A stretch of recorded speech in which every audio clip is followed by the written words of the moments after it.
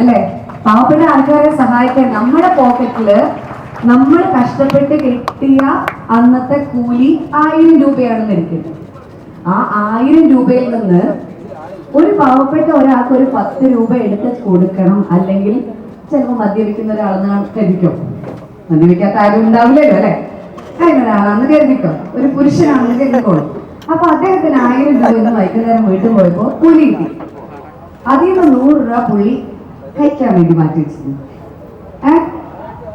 ആ 100 രൂപ ഒരു പാവപ്പെട്ടവന് ഒരു പ്രത്യേക സാഹചര്യത്തിൽ എടുത്ത് കൊടുക്കുന്നതിന് മുമ്പ് പുള്ളി ഒന്ന് ആലോചിക്കും, അയ്യോ പോയി കഴിഞ്ഞാൽ അന്നത്തെ ഹരം കൂടെ പോയി പോവല്ലോ അല്ലേ? അപ്പോ എല്ലാവരുടെയും 1000-നും വിലയുണ്ട്, എല്ലാവരുടെയും 100 രൂപയ്ക്കും വിലയുണ്ട്. നിങ്ങൾക്ക് 1000 കിട്ടുമ്പോൾ 100 രൂപയ്ക്ക് വിലയുണ്ടെങ്കിൽ അച്ചായന് 1 കോടി രൂപ കിട്ടുമ്പോൾ 1 ലക്ഷത്തിന് വിലയുണ്ട്. അല്ല, അതിപ്പോ എനിക്ക് അദ്ദേഹത്തിന്റെ ലക്ഷ്യങ്ങളെ കുറിച്ച് അറിയില്ല. നിങ്ങൾക്ക് 1 ലക്ഷമല്ലേ പറയാൻ പറ്റുള്ളൂ. ഞാൻ ഒരു കണക്കിന് പറഞ്ഞതാ. അതിന്റെ ഒരു വലിപ്പ ചെറുപ്പത്തിലല്ല, ഞാൻ ജസ്റ്റ് ആൾക്കാരോട് പറയുന്നൊരു കണക്ക് തന്നെ ഉള്ളൂ.